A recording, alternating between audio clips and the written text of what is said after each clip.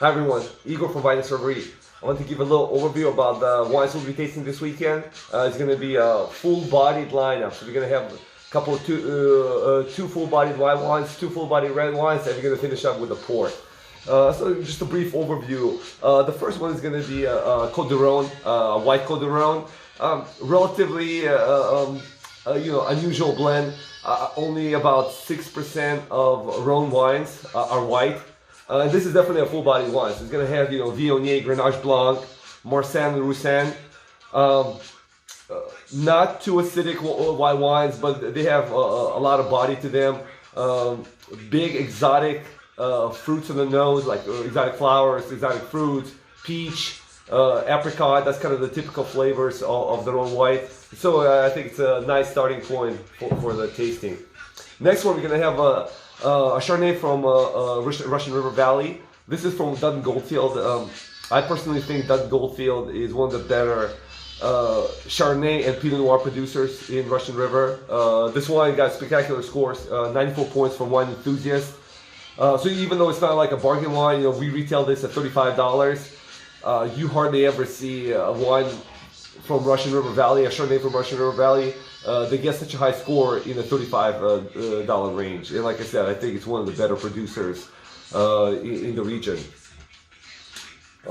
Next, we're going to jump to a red wine. So we're going to have Aglianico from Basilicata region in southern Italy. So Basilicata, it's a mountainous region, and the vineyards grow on an extinct volcano. So it's volcanic soil. So this wine definitely has got big grip and tannic structure. It's 2014, which is for Aglianico, it's probably right in its prime, and it could probably go for a few more years too. So it's a nice introduction to like a big wine from southern Italy. If you never had Aglianicos, I think this is a great introduction. All right, and finally, this wine is from Cal Batley, from Priorat. Priorat is probably the most renowned region for Grenache in Spain. Makes kind of big, full-bodied Grenaches on their famous black slate soils. This blend, however, is majority of the blend is Carignan with Grenache, and then there's a little bit of Cabernet, a little bit of Merlot, a little bit of Syrah. One interesting thing about this wine is, outside of being like a great wine, is whenever I hear people who have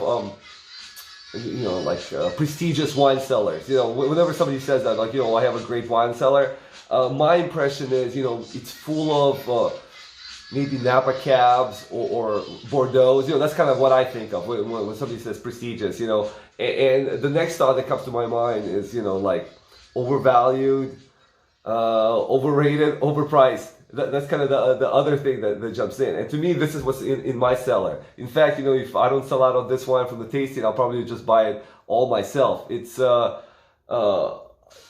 2011 wine, so the tannins have mellowed out. And I took actually some notes on this when I was tasting it. Fully charged, exuberantly dense, showing dark fruit and black pepper. So this is. Like I said, I think this wine is spectacular for something we retail for less than $25. It's I would say a steal.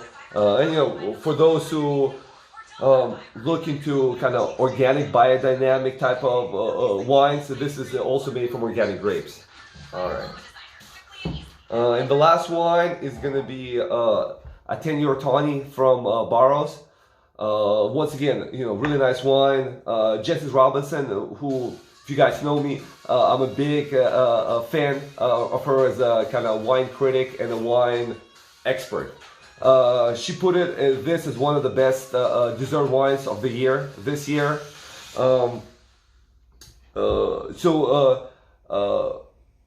It's a Tawny Port is something that has to age in a cask for about 6 years. And a 10-year Tawny, what it means is that not everything is 10 years old in that kind of Solera system, but at least some of the grapes that are put in that big cask are 10 years old. So after 6 years, the grapes start churning that lightish brown. That's why it has the term tawny. but you know, it's got a nice, you know, full body structure. What are some notes that I said on this? It's got a real depth to this. So it's got sweetness on the beginning of the palate, but the finish is dry. And another cool fact about this wine is that Vinous Reverie, we are the only retailer on the West Coast to carry this wine. So, you know, highly acclaimed wine, and you know, we're gonna have it. So hopefully, if you guys attend the tasting, you'll be able to taste how good this is for yourself. And as you guys can see, I'm making a little video here. I'm gonna start our Vinous Reverie YouTube channel. So this is gonna be uploaded on our channel along with other videos. You're gonna have videos about other tastings. You're gonna have videos about like specific wines, just dedicated to maybe a short video to a specific wine. There's going to be videos about like me just talking about the state of the wine industry and kind of my 2 cents on it. So yeah, you know, please visit, look at our videos, and comment. You know, comment on any video that you like, and then let us know if you want to see me tackle any specific topics regarding wine. So once again, thank you so much, and I hope to see you at the tasting. Bye.